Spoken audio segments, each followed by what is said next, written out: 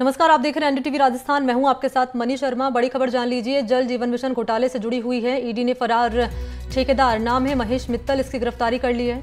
देर रात कोर्ट ने आरोपी को 5 दिन की रिमांड पर भेजा। मामले में ईडी ने ये तीसरी गिरफ्तारी की है। ये बड़ी सफलता इसे कह सकते हैं जो ईडी के हाथ लगी है। फरार ठेकेदार महेश मित्तल जो ईडी के हत्थे चढ़ा है और देर रात ही कोर्ट ने आरोपी को 5 दिन की रिमांड पर भेजा है। मामले में ईडी ने ये तीसरी गिरफ्तारी हुई है। ये तीसरी गिरफ्तारी ईडी की टीम ने की है। लगातार इस मामले में खुलासे भी हो रहे हैं और कार्रवाई का दौर भी लगातार जारी है। कार्रवाई का सिलसिला भी लगातार जारी है और कार्रवाई ईडी की इस रूप में सामने आई है कि ठेकेदार हैं, फरार चल रहा था महेश मित्तल, गिरफ्तार कर लिया गया। कोर्ट ने इसे 5 दिन की रिमांड पर भेज दिया है। ये तीसरी गिरफ्तारी है इस मामले में। तो बड़ी खबर आपके सामने जल जीवन मिशन घोटाले से जुड़ी हुई। तो कोर्ट ने आरोपी को भेजा है 5 दिन की रिमांड पर। और आइए लिए चलते हैं सहयोगी सोमू आनंद के पास, मौजूद है इस वक्त मेरे साथ ज्यादा जानकारी लिए। सोमू, 5 दिन की रिमांड मिली है ईडी को, जिसे गिरफ्तार किया गया आरोपी। तो अब ऐसी कौन सी लीड यहां पर ईडी की टीम के हाथ लगी है जो कोर्ट के सामने रखी, जिसके आधार पर कोर्ट ने 5 दिन की रिमांड यहां पर ईडी की टीम को दी है? देखिए, एसीबी ने जब यह मामला दर्ज किया था उसके बाद से ही एसीबी महेश मित्तल की गिरफ्तारी के लिए कोशिश कर रही थी, लेकिन पिछले 9 महीने से ये महेश मित्तल जो है वो फरार चल रहे थे, उनकी गिरफ्तारी नहीं हो पा रही थी। और अब ईडी ने उन्हें गिरफ्तार किया है। पिछले दिनों ईडी ने पदमचंद जैन को गिरफ्तार किया था, उससे पहले पीयूष जैन भी गिरफ्तार हुए थे। तो ईडी की टीम को यह तीसरी सफलता इस पूरे मामले में गिरफ्तारी के तौर पर मिली है। और क्योंकि पूरी तरह से अनियमितताएं जो है वो इस मामले में सामने आई थी। फर्जी अनुभव प्रमाण पत्र बना करके बड़े पैमाने पे जो टेंडर लिए गए थे, इसमें करोड़ों का टेंडर शामिल है। तो उन सब को लेकर के अब ईडी की टीम को जो है सफलता मिली है। ईडी ने उनको गिरफ्तार किया है और क्योंकि पहले से ही ईडी इसको 10 से अधिक समन जो है वो जारी कर चुकी थी, लेकिन उन सारे समन जारी करने के बावजूद वे ईडी के सामने पेश नहीं हुए थे, इसलिए अब 5 दिनों की रिमांड मिली है। तो अब तीनों आरोपियों को आमने सामने बिठा करके भी पूछताछ हो सकती है, क्योंकि महेश मित्तल, पदमचंद जैन और पीयूष जैन जो है वो सभी रिश्तेदार हैं आपस में। पीयूष जैन और पदमचंद जैन पिता पुत्र हैं और ये भी उनके रिश्तेदार हैं। तो जाहिर है कि अब ईडी की टीम जो है इन सबसे आमने सामने बिठा करके पूछताछ करेगी, ताकि और भी लीड जो है वो इस मामले में निकाली जा सके। सोमू, मैं फिर वही सवाल दोहरा रही हूँ, क्या यहाँ पर लीड ईडी की टीम के हाथ लगी है जो कोर्ट में रखी गई उनके सामने कि इस आधार पर 5 दिन की रिमांड मिली है? और सवाल दूसरा ये भी है कि अब ईडी की टीम, जैसे कि आप बता रहे हैं कि 5 दिन की रिमांड तो मिली है, तो ऐसे में कौन कौन से सवाल जिनकी फेहरिस्त तैयार कर ली गई है जो इन आरोपियों से पूछे जाएंगे और इस मामले का ताकि बड़ा खुलासा, यानी कि जड़ तक ईडी की टीम पहुंच सके? देखिए मणि, बिल्कुल, क्योंकि एसीबी ने भी पहले इस मामले की जांच की थी और उसमें इन तीनों के खिलाफ जो है वो पर्याप्त सबूत पाए थे और उसी आधार पे पहले एसीबी इस मामले की जांच कर रही थी। बाद में ईडी की एंट्री हुई और अब सीबीआई की भी एंट्री हो गई है। तो ईडी के पास वो तमाम सबूत हैं जो कि एसीबी के पास थे, खास तौर पे फर्जी अनुभव प्रमाण पत्र बनाने का जो पूरा मामला है। और उसके साथ साथ यह भी देखने की कोशिश है कि वे कौन से अधिकारी कर्मचारी हैं जिनके साथ साठगांठ करके ये लोग इस तरह के अवैध सर्टिफिकेट जो है प्रमाण पत्र बना पा रहे थे। और उसके अलावे जो सर्टिफिकेट्स, जो दस्तावेज, जो बहुत महत्वपूर्ण दस्तावेज पदमचंद जैन के ऑफिस पर मिले थे और उसके साथ साथ उसमें महेश मित्तल की भी संलिप्तता सामने आई थी, तो उसके पीछे कौन से वे अधिकारी थे जो कि महत्वपूर्ण संवेदनशील सरकारी जो दस्तावेज थे वे पदमचंद जैन के घर पे कैसे पहुंचे थे और उसमें महेश मित्तल की जो भूमिका है वो किस प्रकार की थी और इनकी जो अपनी कंपनी है उसको किस प्रकार से फर्जी अनुभव प्रमाण पत्र जारी हुआ था, ये सारे सवाल जो है वो ईडी पूछेगी। और इसके पीछे वो कौन लोग शामिल थे जो कि बड़े अधिकारी जेजेएम में हैं, इस पूरे मिशन में थे, उन अधिकारियों तक पहुंचने की अब कोशिश होगी, क्योंकि कड़ी से कड़ी जोर करके ही पूरे मामले का पटाक्षेप हो पाएगा। देखिए, क्योंकि किरोड़ीलाल मीणा जो कि भारतीय जनता पार्टी के नेता हैं, अभी मंत्री हैं, जब वो सांसद थे उन्होंने 20,000 करोड़ रुपए के घोटाले का आरोप लगाया था। हालांकि ये सैकड़ों करोड़ रुपए का घोटाला है, ये बात सामने आई है, लेकिन इसके पीछे कितने लोग हैं, जो पूरा तंत्र है वो किस प्रकार से काम कर रहा था, ये सारे सवाल हैं ईडी के पास। और इन्हीं के सवालों के जवाब जो है महेश मित्तल, पदमचंद जैन और पीयूष जैन से जानने की कोशिश। और एक सवाल मैं यहाँ पर जोड़ भी रही हूँ सोमू आनंद, सवाल ये है कि 5 दिन की रिमांड मिली है और आप बोल रहे हैं कि तीनों ही आरोपियों को आमने सामने बिठाकर सवाल ईडी की ओर से किए जाएंगे। क्या लगता है कि क्या इसमें कोई राजनीतिक संरक्षण से जुड़ा खुलासा भी हो सकता है? ये सवाल मैं इसलिए कर रही हूँ क्योंकि पहले इसी मामले में महेश जोशी का नाम भी सामने आ चुका है, उन्हें समन में भेजा गया था इस मामले में। बिल्कुल, देखिए उन पर भी कई सारे आरोप लगे हैं और ईडी ने भी उनको बुला करके पूछताछ करने की कोशिश की थी, तब वो उस वक्त ईडी के सामने पेश नहीं हुए थे शुरुआती समय में। तो ये सवाल भी है कि क्योंकि इतने बड़े घोटाले का जब आरोप लगा है और इतना बड़ा घोटाला ये सामने जिस तरह से आ रहा है, उसमें बिना राजनीतिक संरक्षण के चीजें नहीं हो सकती हैं। तो आखिर वे कौन से राजनेता थे, कौन से वे चेहरे थे जिनका संरक्षण इन सभी आरोपियों को प्राप्त था, वहां तक भी पहुंचने की कोशिश करेगी। और क्या वे राजनेता भी सीधे तौर पे इस पूरे खेल में इन्वॉल्व थे, यह भी जानने की कोशिश ईडी की है। एक बार जब ये सारी चीजें साफ हो पाएंगी तभी स्पष्ट हो पाएगा कि जिस तरह से नाम लिया जा रहा है, चाहे वो भारतीय जनता पार्टी के नेता नाम ले रहे हो या फिर एसीबी की जो सूत्र हैं और ईडी के जो सूत्र हैं वो भी बता रहे हैं कि कुछ राजनेताओं की भी इनमें संलिप्तता हो सकती है। वो तभी सामने हो पाएगा जब एक बार जांच पूरी हो पाएगी और उनका नाम सीधे तौर पर सामने आएगा। और कई करोड़ के घोटाले के बाद भी कह रहे थे मंत्री किरोड़ीलाल मीणा। सोमू, सवाल मेरा ये भी रहेगा कि क्या अभी ये जो कार्रवाई ईडी की लगातार हो रही है, ये अभी टीजर है? क्या अभी जो ट्रेलर है उसका रिलीज होना बाकी, पिक्चर का रिलीज होना बाकी है, या अभी इसको लेकर अभी क्या जानकारी मिल रही है? देखिए बड़ी, इससे इनकार नहीं किया जा सकता कि इस मामले में जब परतें खुलेंगी तो कई सारे लोगों तक ये जांच की आंच पहुंचेगी। अभी अगर हम देखें तो कई सारे आईएएस अधिकारियों के घर पर भी इस पूरे मामले को लेकर के छापे पड़े। महेश जोशी को भी समन जारी किया, उनके घर पे भी जो टीमें हैं वो पहुंची थी।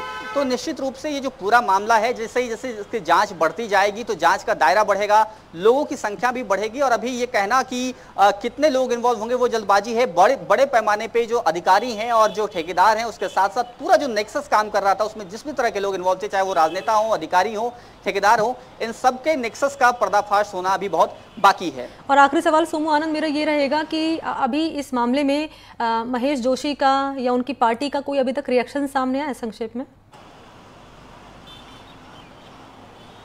देखिए, कांग्रेस पार्टी बहुत शुरू से ये कहती रही है कि वो इस पूरे मामले में पाक साफ है, जिस भी स्तर की जांच हो जाए वो जांच के लिए तैयार है और जांच में पूरी तरह से सहयोग करेगी। तो जांच हो रही है, यही कांग्रेस का हमेशा से स्टैंड रहा है। अब ये देखना है कि जब इस जांच में क्या कांग्रेस के कोई बड़े नेता, जिसकी बात लगातार भारतीय जनता पार्टी के नेता करते रहे हैं, और उनका नाम सामने आता है या फिर पूरे आरोप जो है वो ढाक के तीन पात की तरह ही रह जाते हैं। निश्चित तौर पर सोमू आनंद, तमाम जानकारी के लिए आपका शुक्रिया। अपडेट भी आपसे लेंगे, फिलहाल धन्यवाद आपका। और चलिए एक और बड़ी खबर जान लीजिए, नीट परीक्षा से जुड़ी हुई है। गिरफ्तार 4 आरोपियों का कबूलनामा, नाम अनुराग यादव, नीतीश कुमार, अमित आनंद, सिकंदर, यादवेंदु। कबूलनामा इनका, अमित आनंद और नीतीश पर प्रश्न पत्र लीक करने का आरोप लगा है। सिकंदर ने छात्रों का इंतजाम किया, परीक्षा से पहले प्रश्न पत्र मिलने की बात मानी। एक दिन पहले ही रात में मिले थे प्रश्न पत्र, ये कह रहे हैं, ये कबूल किया गया इनकी ओर से कि एक दिन पहले ही रात में प्रश्न पत्र मिले थे। छात्रों को एक दिन पहले याद कराए गए प्रश्नों के उत्तर। प्रश्न पत्र के लिए छात्रों से लिए गए 30 से 32 लाख रुपए। ये बड़ी अपडेट है इस मामले में। तो नीट परीक्षा में 4 आरोपी जो गिरफ्तार किए गए, इन्होंने कबूल किया है और आपके सामने हम कॉपी भी रख रहे हैं। ये क्या इनकी ओर से कहा गया वो जानकारी भी आप देख पाएंगे। नाम इनका बता दूं आपको, अनुराग यादव है, नीतीश कुमार है, अमित आनंद है और सिकंदर यादवेंदु।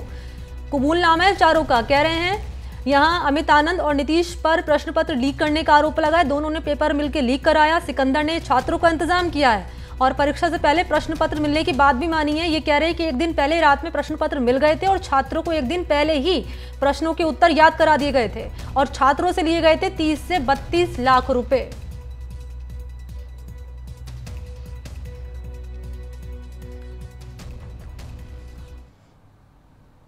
और चलिए आगे बढ़ेंगे। उदयपुर सांसद मन्नालाल रावत को सोशल मीडिया पर जान से मारने की धमकी देने वाले दूसरे आरोपी को पुलिस ने गिरफ्तार कर लिया है। पुलिस ने आरोपी को गुजरात के भावनगर से गिरफ्तार किया है। आरोपी युवक भावनगर की फैक्ट्री में मजदूरी का काम करता है। आपको जानकारी दें कि कुछ दिन पहले उदयपुर सांसद मन्नालाल रावत को कुनी भगोरा और खानूराम मीणा ने सोशल मीडिया पर कमेंट करके जान से मारने की धमकी दी। इस पर पुलिस ने कार्रवाई कर कुनी भगोरा को जयपुर से गिरफ्तार कर लिया और दूसरे आरोपी खानूराम मीणा की तलाश लगातार की जा रही थी। पुलिस को खानूराम के गुजरात के भावनगर में होने की सूचना मिली, जिसके बाद ये कार्रवाई की गई। गिरफ्तारी के बाद पुलिस ने आरोपी को न्यायालय में पेश किया, जहां उसे 2 दिन के रिमांड पर पुलिस के हवाले कर दिया गया। तो सोशल मीडिया पर जान से मारने की धमकी मिली थी और आरोपी की तस्वीर भी आपके सामने मैं रख रही हूँ, आप देख पाएंगे। इसे कोर्ट में पेश किया गया और यही चढ़ा है पुलिस के हत्थे। अभी से रिमांड पर दे दिया गया है, पुलिस के हवाले से कर दिया गया है और इसी 2 दिन इसी रिमांड के भीतर यहाँ पुलिस की टीम करेगी इससे पूछताछ। तो सोशल मीडिया पर जान से मारने की धमकी इसी आरोपी ने दी थी, जो गिरफ्तार कर लिया गया और इसी आरोपी को पुलिस ने कोर्ट में पेश किया। पुलिस ने इसे 2 दिन की रिमांड पर भेज दिया है। पुलिस के हवाले यहाँ पर कोर्ट ने 2 दिन की रिमांड पर भेज दिया है, पुलिस के हवाले यहाँ पर कर दिया है। तो धमकी मामला है सोशल मीडिया पर जान से मारने की। दूसरा आरोपी भी इस मामले में गिरफ्तार कर लिया गया है। संजय जुड़ चुके हैं मेरे साथ। संजय, कैसे इस कार्रवाई को अंजाम दिया गया है? बिल्कुल, मैं बता दूं कि जो ये दूसरा आरोपी है, इसको गुजरात के भावनगर से गिरफ्तार करा है, जहां पर ये एक किसी फैक्ट्री के अंदर काम करता था। वहीं पर इसकी दबिश देकर इसको गिरफ्तार किया है। उदयपुर की गोवर्धन विलास पुलिस ने पूरी जानकारी लेकर और इसके मोबाइल को टेस्ट करते हुए वहां पर पहुंची है और वहां से इसको गिरफ्तार करके उदयपुर लाया गया, जहां पर इसको कोर्ट में पेश किया गया और उसके बाद इसे 2 दिन की रिमांड पर पुलिस ने लिया है। चलिए ठीक है, शुक्रिया आपका संजय तमाम जानकारी के लिए।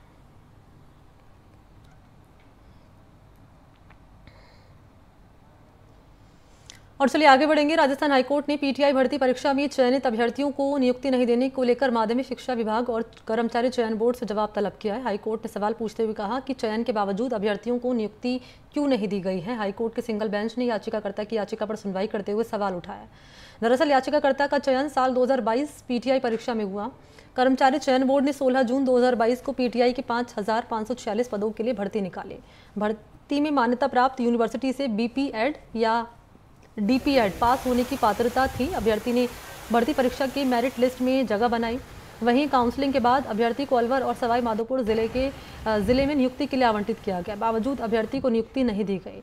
दरअसल अभ्यर्थी के पास ओपीजेएस यूनिवर्सिटी की डिग्री है। ओपीजेएस यूनिवर्सिटी हाल में विवादों के घेरे में रहा है।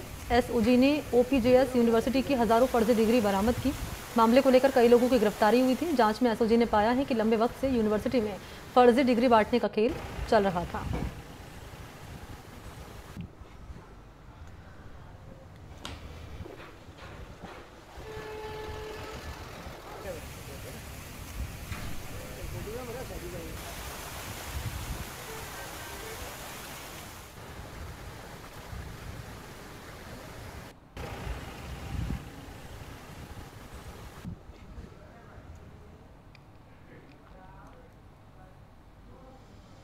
बात करेंगे जयपुर की। 3rd ग्रेड टीचर बहाली में महिला आरक्षण का पूरा मामला है। महिला आरक्षण की सीमा बढ़ाने का विरोध और शहीद स्मारक पर युवाओं का प्रदर्शन। सरकार से फैसला वापस लेने की मांग कर रहे हैं तमाम युवा जो कर रहे हैं प्रदर्शन शहीद स्मारक पर। 3rd ग्रेड टीचर बहाली में महिला आरक्षण का पूरा मामला है। महिला आरक्षण की सीमा बढ़ाने का विरोध कर रहे हैं। शहीद स्मारक पर युवाओं का ही प्रदर्शन है। सरकार से कह रहे हैं कि फैसला वापस लिया जाए और यही मांग के चलते पहुंचे हैं शहीद स्मारक और कर रहे हैं युवा प्रदर्शन।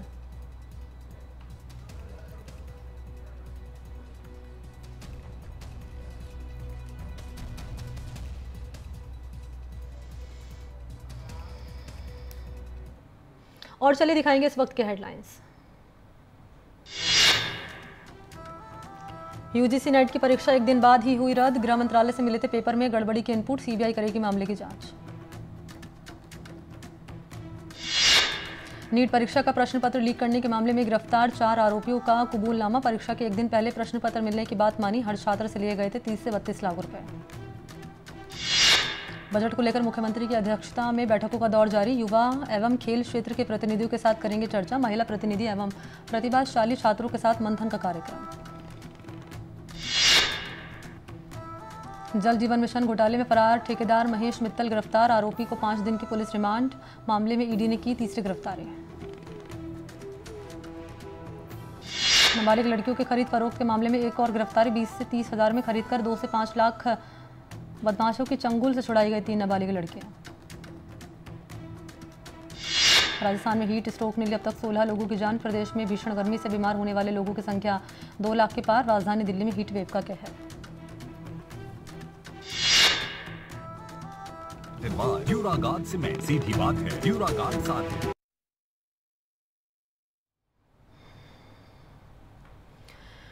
और चलिए बात कर लेते हैं अगली खबर की। Jhalawar Kalisindh thermal power plant में बिजली उत्पादन शुरू। ट्रांसमिशन लाइन में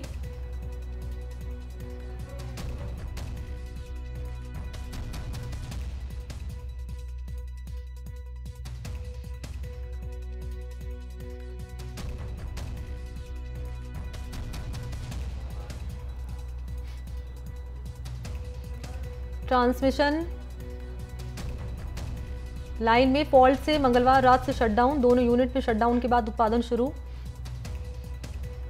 शटडाउन से झालावाड़, झालरापाटन शहर समेत गांवों में ब्लैकआउट।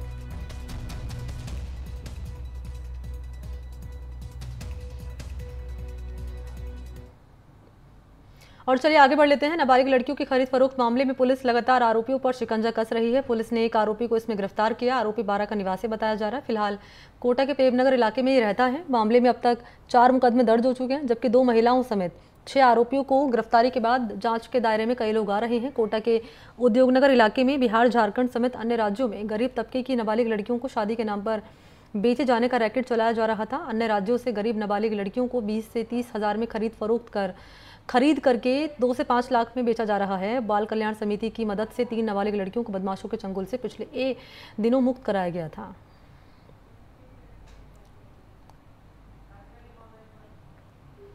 शाकिर इस वक्त मेरे साथ मौजूद है ज्यादा जानकारी के साथ। शाकिर, हम आरोपी की तस्वीरें देख पा रहे हैं, इसकी गिरफ्तारी कर ली गई, अब क्या कह रहा है पूछताछ में है?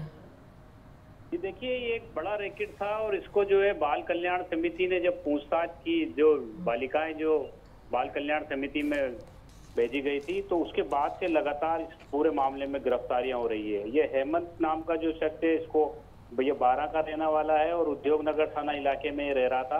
अब इसकी गिरफ्तारी हुई है। इससे पहले भी जो है एक गिरफ्तारी जो है वो की गई है। जो पुलिस पे तमाम जो गिरफ्तारियां हुई है, अब तक इस मामले में करीब आधा दर्जन गिरफ्तारियां हो चुकी है। इन सभी से पूछताछ कर रही है। जैसे ही पूछताछ के लिए आरोपी से पुलिस पूछताछ करती है, उसके बाद एक और खुलासा होता है और फिर पुलिस जो है अगले तक पहुंचती है। इससे पहले एक आड़त व्यापारी है त्रिलोक चंद मालपानी, उसको गिरफ्तार किया है अभी 2 दिन पहले। और इससे पहले शुरुआत में जब पुलिस ने कार्रवाई की थी और बाल कल्याण समिति ने जब काउंसलिंग की थी, उस दौरान जब खुलासे हुए थे, तब 2 महिलाएं, दीपिका और एक अन्य महिला को गिरफ्तार किया गया था। तो ये एक रैकेट जो चल रहा है बिहार और झारखंड से, ये जो है बालिकाओं की खरीद फरोख्त का, और उसके बाद ये कोटा में ला करके शादी के लिए जो है लोगों को बेच दिया करते थे। इस तरह का ये मामले का खुलासा हुआ था। उसके बाद से लगातार कोटा पुलिस इस मामले में कार्रवाई कर रही है। अब ये जो आरोपी है हेमंत, जो 12 का रहने वाला है, कोटा के उद्योगनगर थाना इलाके में रह रहा था, प्रेमनगर में, इसकी गिरफ्तारी हुई है। अब इससे भी पूछताछ की जा रही है। ठीक है शाकिर, धन्यवाद आपका तमाम जानकारी के लिए।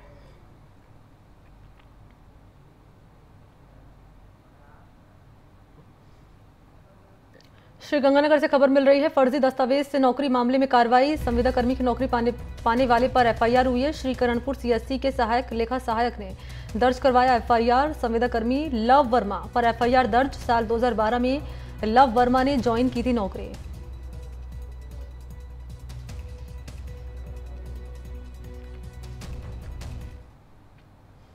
और ये भी जान लीजिए, अजमेर से खबर मिल रही है, अमरनाथ यात्रा नहीं कर सकेंगे 70 साल से ज्यादा उम्र के लोग। 29 जून से शुरू होगी सालाना अमरनाथ यात्रा। 19 अगस्त 2024 को होगी अमरनाथ यात्रा समाप्त। श्री अमरनाथ श्राइन बोर्ड की आधिकारिक वेबसाइट पर रजिस्ट्रेशन करा सकेंगे। 6 महीने से ज्यादा की गर्भवती महिला नहीं कर सकेंगी यात्रा।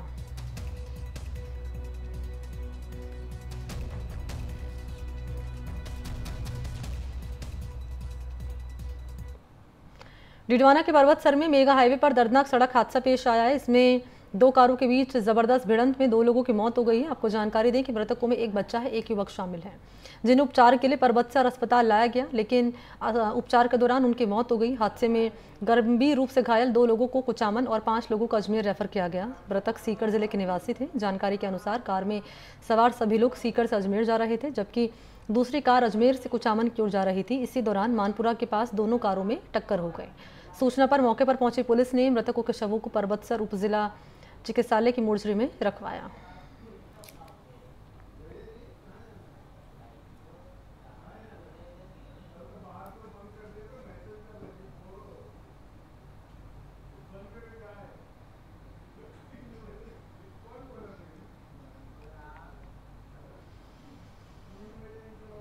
प्रदेश भर में भीषण गर्मी के मौसम में पानी के लिए हाहाकार मचा हुआ है। जैसलमेर में अधिकारियों की लापरवाही के चलते हजारों गैलन पानी की बर्बादी हुई है। दरअसल पोकरण फलसूंड लिफ्ट कैनाल की पाइपलाइन पर लगा एयर वॉल्व टूटा।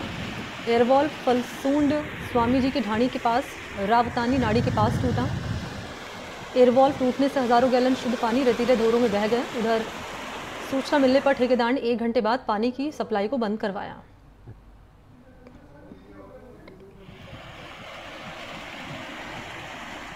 तो एक तरफ आप देख पाएंगे राजस्थान में पानी को लेकर हाहाकार मचा हुआ है, पानी की कमी देखी जा रही है और दूसरी तरफ आप ये देख पाएंगे कितनी बर्बादी पानी की हुई है। हज़ारों गैलन पानी बहा है और ये पानी कितने लोगों के काम आ सकता था, सोचिए।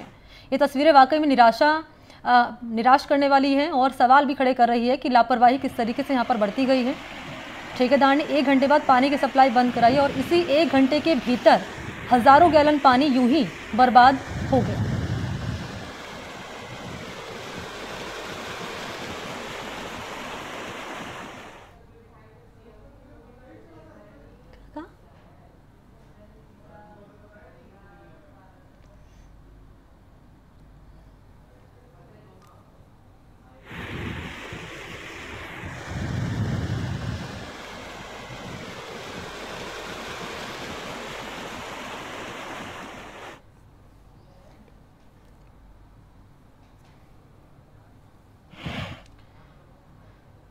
और चलिए आपको लिए चलते हैं सीधा मुख्यमंत्री भजनलाल शर्मा पहुंचे हुए हैं। दरअसल तृतीय श्रेणी शिक्षक भर्ती में जिस तरीके से महिलाओं को जो आरक्षण दिया गया उसमें इजाफा किया गया है और यहाँ पर मुख्यमंत्री का सम्मान किया जा रहा है क्योंकि महिलाएं काफ़ी खुश हैं जिस तरीके से भजनलाल सरकार ने आरक्षण में इजाफा किया है और इसे बढ़ाकर 50% कर दिया गया सरकार की ओर से। इसी के चलते महिलाएं काफ़ी खुश हैं और इसी फैसले के चलते उन्हें यहाँ पर सम्मानित किया जा रहा है। तो महिला आरक्षण की सीमा बढ़ाने पर यह सम्मान दिया गया है मुख्यमंत्री भजनलाल शर्मा को तमाम महिलाओं की ओर से।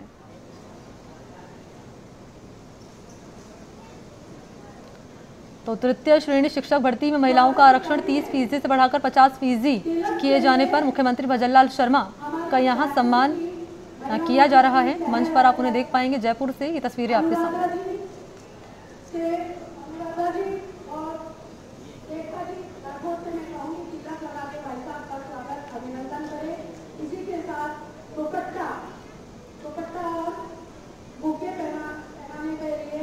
हमारी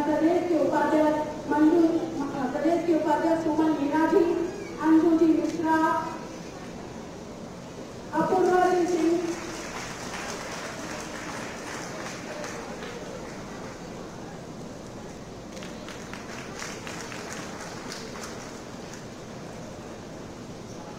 अब दुपट्टा पहनाने के लिए हमारे प्रदेश की टीम डॉक्टर अपूर्वा सिंह, सुमन की मीना, ममता देवी, अंजू जी मिश्रा से मैं आग्रह करूंगी भाई साहब का दुपट्टा पहना के स्वागत अभिनंदन करें।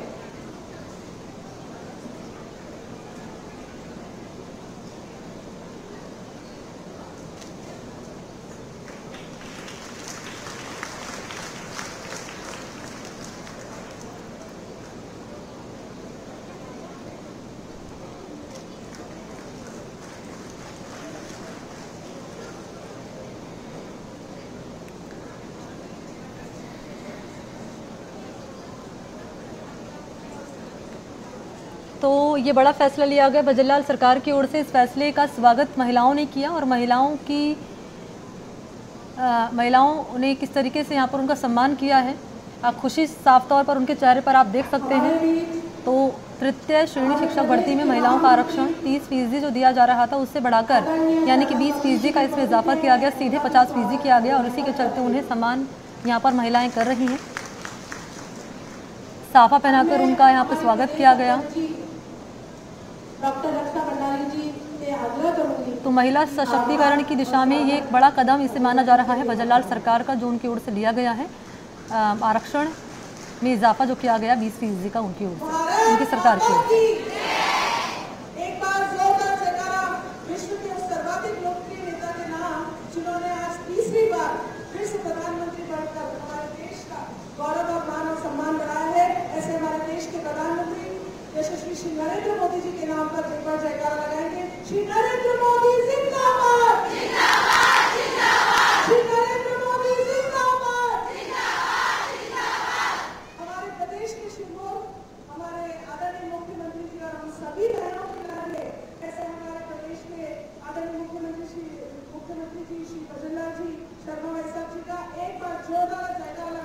करेंगे श्री भजनलाल जी जिंदाबाद। तो भजनलाल जिंदाबाद के नारे लगाए जा रहे हैं।